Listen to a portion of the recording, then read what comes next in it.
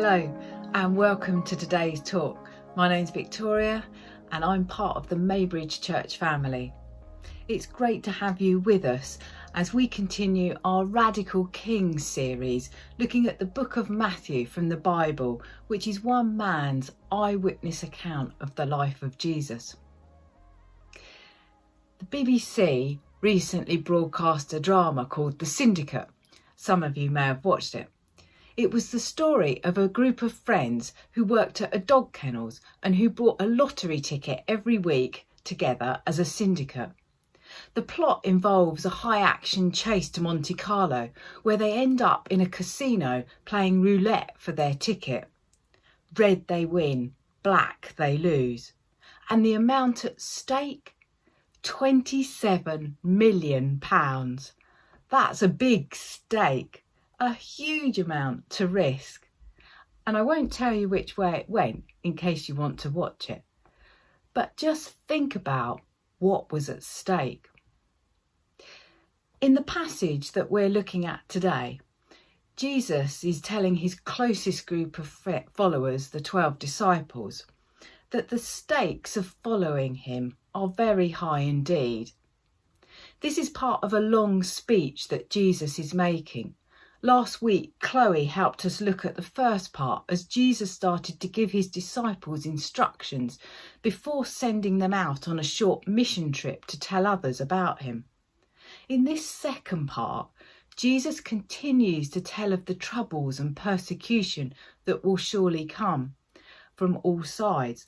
And whether you're already a Christian or you're thinking of becoming a Christian, then here Jesus is talking about the stark reality of what it means to follow him.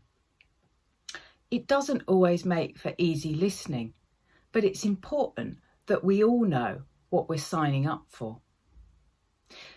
So picture the scene. The disciples are listening to Jesus. They're probably feeling slightly apprehensive, to say the least, especially as Jesus starts to warn of the dangers to come. Matthew was writing for first century Christians who knew all about enduring hardship, but it also has principles for all subsequent followers of Jesus, and that includes us. So let's start by reading Matthew chapter 10, verse 24. A student is not above his teacher, nor a servant above his master. It is enough for the student to be like his teacher and the servant like his master. If the head of the house has been called Beelzebub, how much more the members of his household? Jesus starts by making the point that the disciples shouldn't want to be better than him. It's enough that they seek to be like him. And equally, they should anticipate being treated the same way. Jesus was receiving a lot of opposition from the religious leaders of the day because he was standing for truth, whereas they'd twisted religion and were using it for their own agenda. Jesus says to his disciples, "Look, they frequently call me Beelzebub," which was a name for the devil. It was about as strong as insult as you could get. And he says, in effect, if they call me that, you're going to get it too. But then after this hard-hitting news, which must have left the disciples pretty worried, Jesus gives 3 reasons why they shouldn't be afraid. So let's look at them. So do not be afraid of them, for there is nothing concealed that will not be disclosed, or hidden that will not be made known. What I tell you in the dark, speak in the daylight. What is whispered in your ear, proclaim from the roofs. Do not be afraid of those who kill the body but cannot kill the soul. Rather, be afraid of the one who can destroy both soul and body in hell. Are not 2 sparrows sold for a penny? Yet not one of them will fall to the ground apart from the will of your Father. And even the very hairs of your head are all numbered. So don't be afraid. You are worth more than many sparrows. First, Jesus encourages the disciples by saying, "One day, everybody will know the truth about me." When Jesus started teaching, he told his message to a limited number of people and had often called them to secrecy. But now the message was beginning to go public, and there would come a time when it would be broadcast everywhere, when it would be shouted from the rooftops. When Jesus comes to earth again, then everything will be put right. All the lies will be revealed. Those seen to cheat justice on earth will not cheat it in eternity. Secondly, Jesus reminds them that as his followers, their eternal destiny is secure. The worst that persecutors can do is kill the body. But it's not the body that matters. That's temporary. It's what's inside that counts. When Jesus says that it's God that they should fear, he's pointing out the bigger picture. The disciples, like most of us, were probably very good at just looking at what was right in front of them.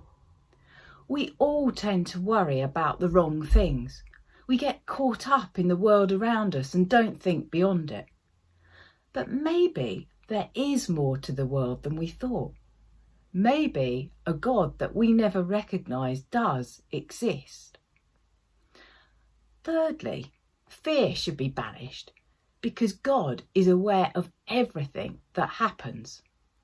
There's no such thing as luck, chance or accident. God is in ultimate control. He even knows when sparrows fall. We are so loved and valued by God, the creator of the entire universe. He cares about what happens to us more than we do so ourselves. And he knows us so intimately, he even knows how much hair we have. Jesus then goes on to give even more encouragement. Whoever acknowledges me before others, I will also acknowledge before my Father in heaven. But whoever disowns me before others, I will disown before my Father in heaven. Jesus speaks here of everyone's choices having great consequences. In fact, the stakes are eternal. Jesus tells the disciples that whoever acknowledges him on earth, he will speak for them before God. There will be a day of judgment when everyone has to give a final answer for how they've lived their lives. But if someone has acknowledged Jesus, he promises to stand beside them and be their advocate. He will speak for them. What an amazing promise that is. Won't it be great to have Jesus there doing all the talking for us as we stand before God? Let's read on. Do not suppose that I have come to bring peace to the earth. I did not come to bring peace, but a sword. Now this may sound a bit odd. Surely this is counter to what we think of about the coming and teaching of Jesus. We send cards at Christmas with peace on earth on. But what this means is that though the message of Jesus itself is peaceful and eventually peace will be the outcome, in the meantime, its effect will inevitably bring division. Jesus didn't come to bring a peace that glosses over deep differences for the sake of superficial harmony. Jesus goes on to warn that family members will turn against one another, that a decision to follow Jesus will cause conflict. Now, there are those of you listening today who know what it means to step away from your family and commit yourself to Jesus. It's not easy. It can cause problems and hostility. Our goals, priorities and values all become different. There are even those in the world for whom a decision to follow Jesus means being totally cut off from family and being thrown out from the community. They would recognise exactly what Jesus was speaking of here. Let's read on. Anyone who loves his father or mother more than me is not worthy of me. Anyone who loves his son or daughter more than me is not worthy of me. And anyone who does not take up his cross and follow me is not worthy of me. Whoever finds his life will lose it, and whoever loses his life for my sake will find it. Again, it may sound worrying to hear Jesus say that anyone who loves their family more than him is not worthy of him. But he's not saying that we're not to love our families, only that we are to put him first. Now, this would have been even more radical to first century Jews than it sounds to us, because family was hugely important to them. Even a Jewish teacher wouldn't ask this of their pupils. But Jesus calls us to make him our absolute number one priority. Our love for Jesus should exceed even the greatest love for those that we have who are closest to us. And although the disciples had yet to associate the cross with Jesus, they would have been familiar with the horrific nature of crucifixion. It wasn't an uncommon sight, and they knew that taking up your cross only meant one thing: to die. This must have been rather a shocking illustration for them. The picture of the cross is symbolic of the demand for total commitment to Jesus, even to physical death. Jesus clearly meant that following him meant dying to ourselves. This then is the paradox of Christianity. It may sound absurd and totally contradictory, but it's only in giving up our lives to follow Jesus that we truly discover what life really is. The world puts itself first. We live in a very self-centred culture that values power, popularity and financial security. But the more we chase after these things, the more we realise how empty they are, and ultimately living for ourselves only leads to death. The best way to enjoy life is to loosen our greedy grasp on the stuff of this world and follow Jesus, who promises us eternal life. We need to love him more than the things of this world, more than life itself. So what does all this mean for us today? First, we need to stand in the truth. So much of the world today lives with an undercurrent of lies. From fake news to the recent scandal of falsifying documents to get the big scoop, the world is no longer black and white in its thinking.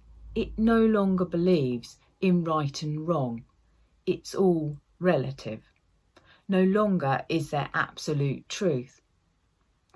As followers of Jesus, we cannot give in to these ideas. The world needs to hear the truth, and we need to proclaim it, while strengthened by the fact that truth will win eventually. Jesus spent his time on earth helping the poor, the marginalised, standing up for justice.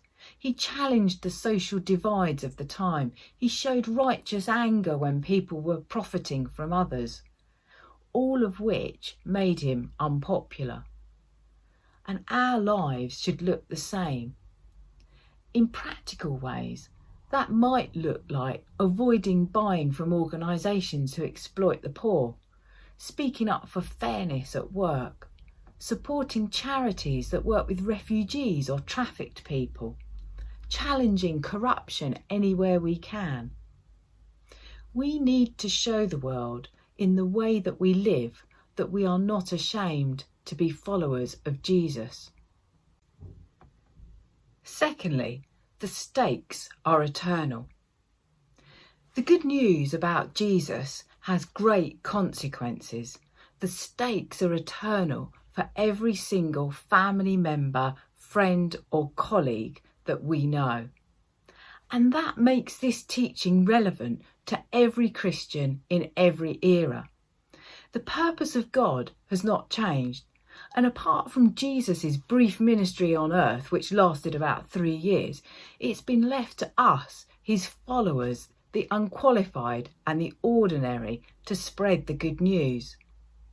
Christians are just everyday people who have chosen to follow Jesus and to take his way of living and to live it out to change the world around them, even when that world is often hostile and not receptive.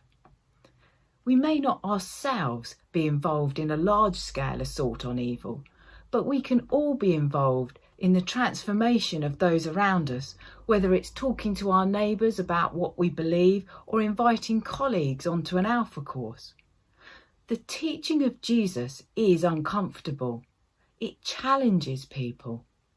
But just as if we had known that the Titanic was going to sink on her maiden voyage, we would have warned those on board even though they were having a great time, so we have an obligation to speak the truth to those around us. And if persecution or even the threat of it makes us draw back from speaking out for God, then in some way the devil has won. He may not have harmed us, but he has stopped us speaking out and spreading the good news of Jesus. Thirdly, we must make up our minds to accept trouble. For as long as there have been Christians, they've been abused and opposed. And in fact, persecution around the world is probably worse now than ever before. Historically and currently, oppressive regimes have hated a religion that says God is more important than a leader or a party, and they've tried to stamp it out. Now, for us in 21st century Britain, we may not think persecution is relevant to us. Christianity is legal, but who knows what situations even this country may face in the future, and how our lives as Christians might change.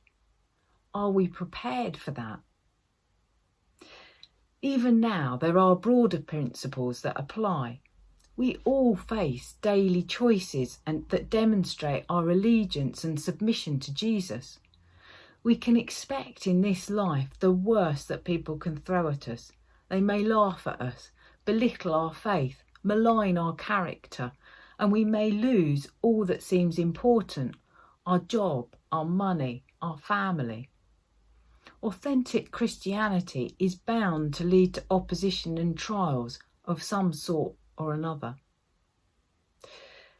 So as we read this passage, the question perhaps we need to be asking ourselves is, are we willing to give up our lives to follow Jesus? To be a follower of Jesus is a dangerous undertaking.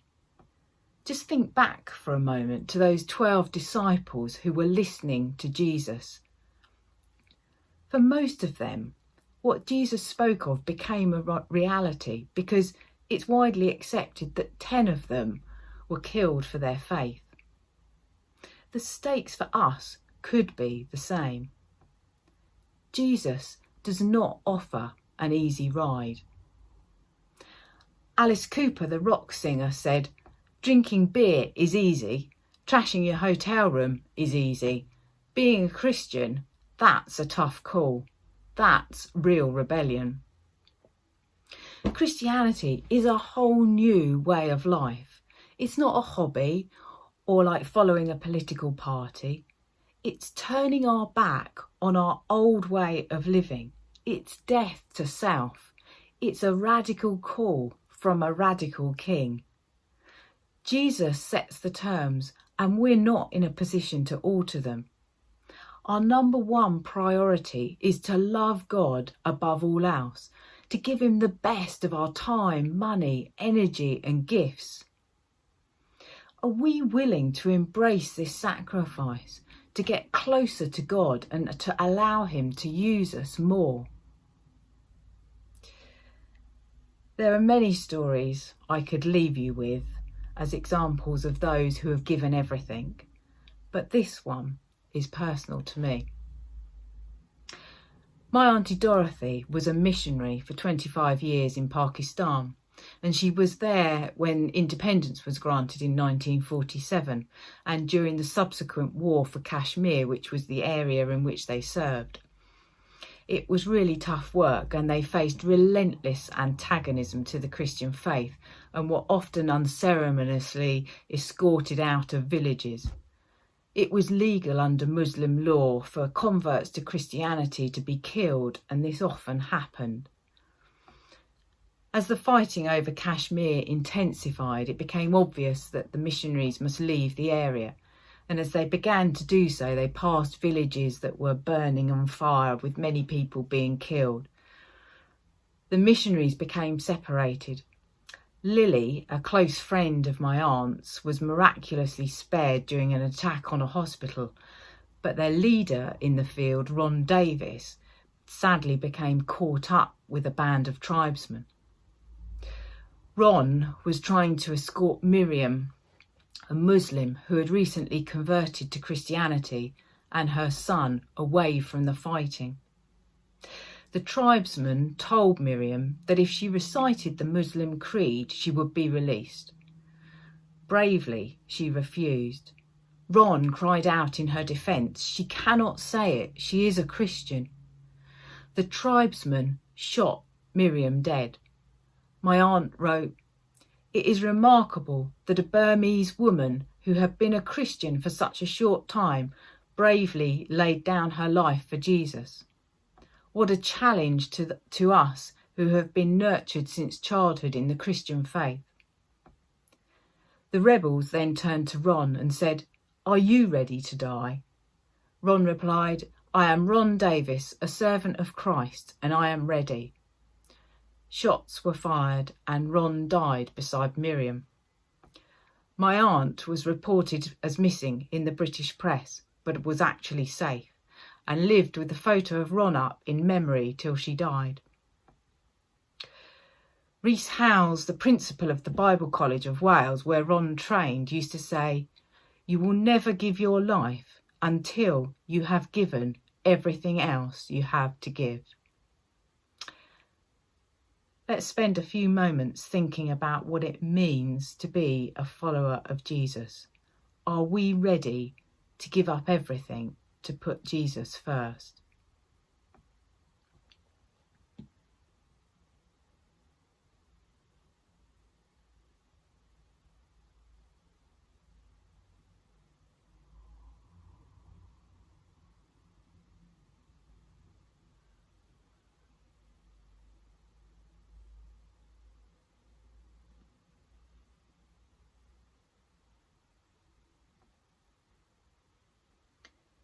Heavenly Father, thank you that you love and value us so much. Help us to be willing to pay the price, whatever the cost, to follow you to the end. And please give us courage for the times when that is tough. Please help us to trust in your promise of eternal security and to be strengthened by knowing you are always in control. May we be inspired by the examples we hear, and may we never stop proclaiming the good news that Jesus is Lord. Amen.